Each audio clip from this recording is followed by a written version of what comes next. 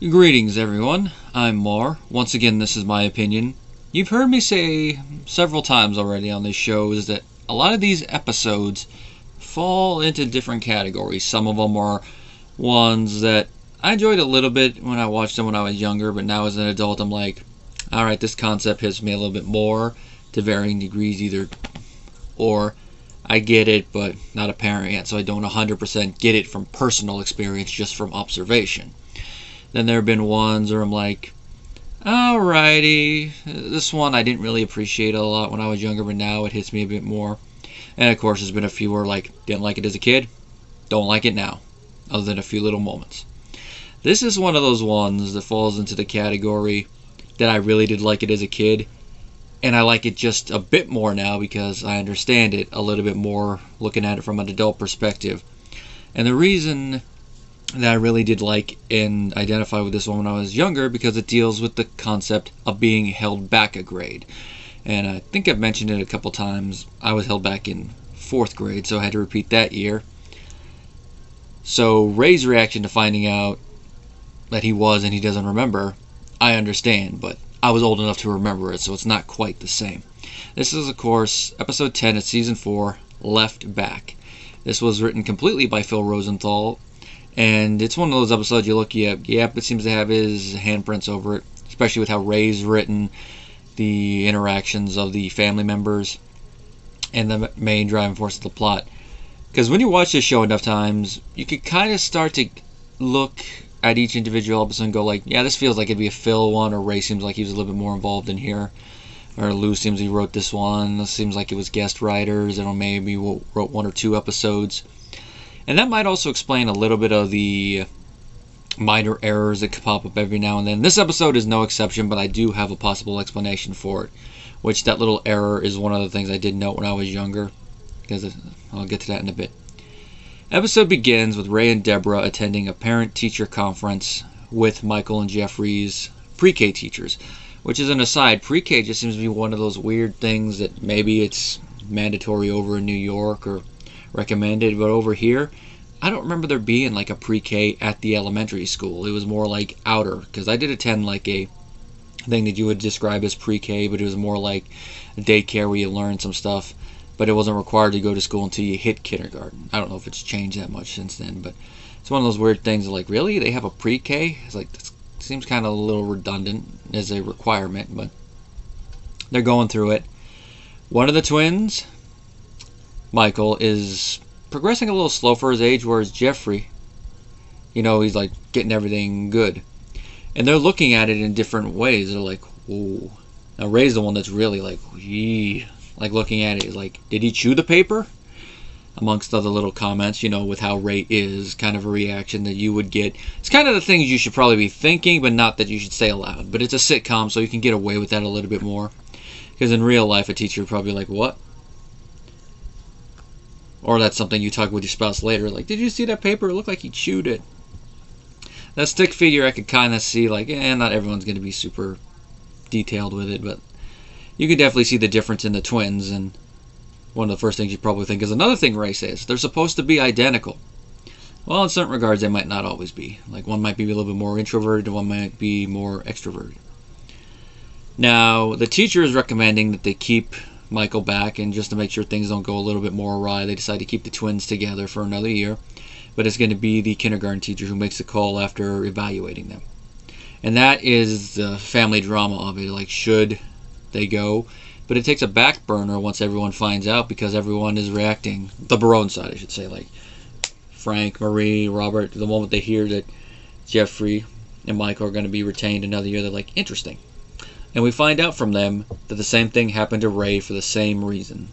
So it looks like they are their father's sons, or at least one of them is, and the other one, look-wise, probably is more Barone, but takes after Deborah's side a little bit more. Maybe a little bit of Marie, because she's always chastising the stuff that the boys inherit from Frank.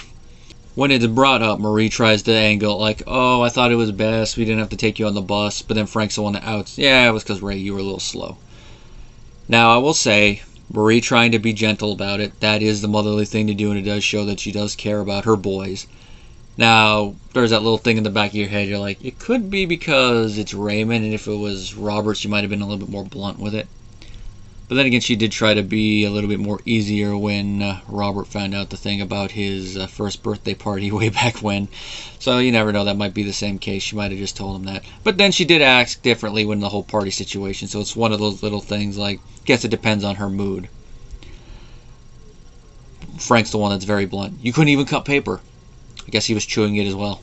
Of course, you could say that that's probably him subtly remembering it.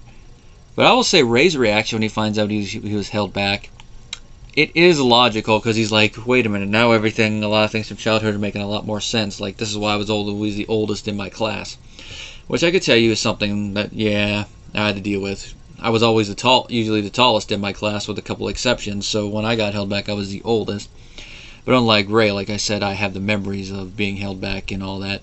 And mine were for other reasons. My ADHD, the medications I was on. Because I did get better with schoolwork once my grandma took me off the Ritalin. But Ray was due to his age and slight immaturity. Of course, on my end, it could be a little bit of that, but it could also be the medication they had me on not mixing well with that. You know, maybe adding a little bit to it. But Ray, you really see that it probably was that. I mean, some of it hasn't changed. He is still a little bit of a man-child, as we see in other episodes. But his reaction, you really feel for him, because he thinks that he went through normally, and it's always that way. It adds some interesting drama for him, because he doesn't really want the kids to get held back now, because he's like, I don't want them to be like me. But then, as the episode progresses, he talks with Deborah more, he sees the kids, he understands things more, and he has a little conversation with Jeffrey, and he's like, just like Daddy.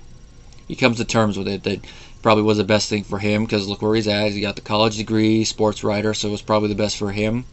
And if it worked out for him, it's probably the best thing for the twins. I mean, Deborah puts it best another time, even though Ray does try to turn it into an argument, where she says Jeffrey's the way the twins should be and Michael's exceptional.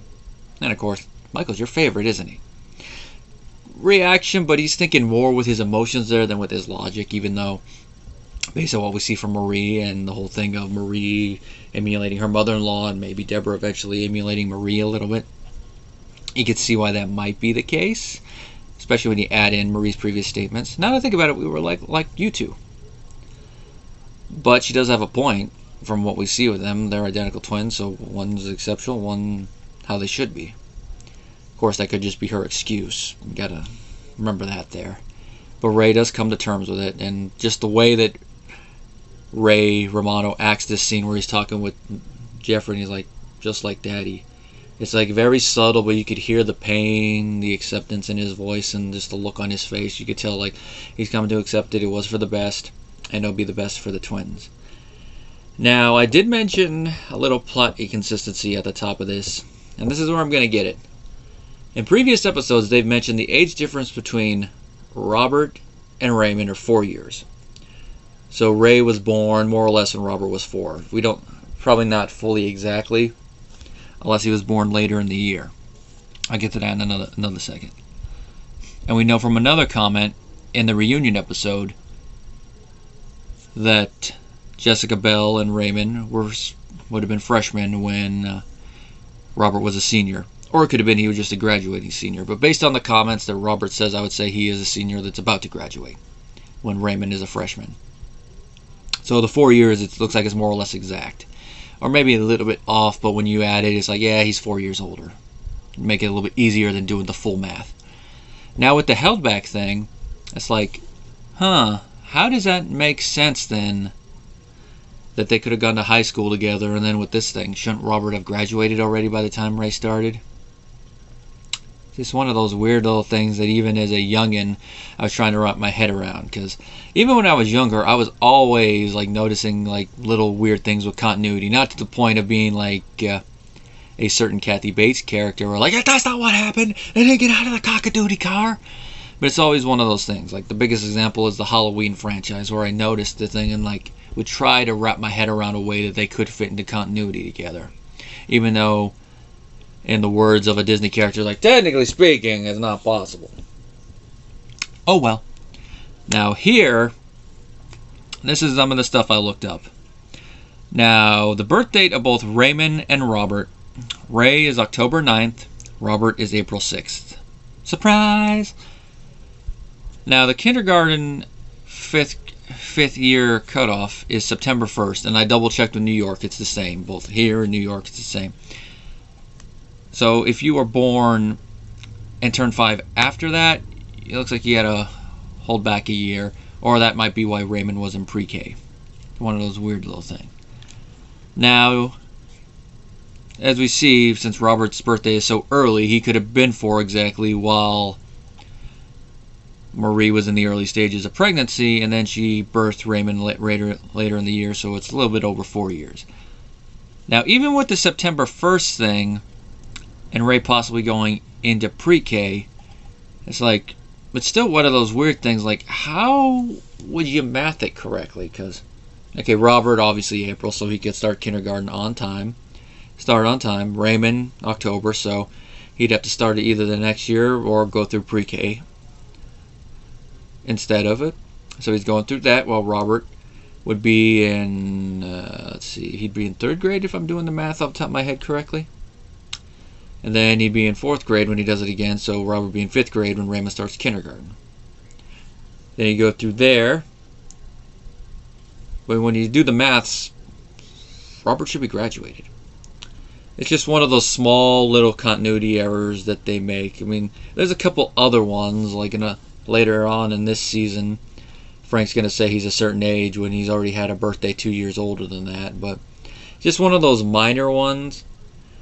This is probably one of the closest little ones that I'd say comes close to being a plot hole. And that's mainly due to the fact that it's hard to wrap your brain about how the times would work.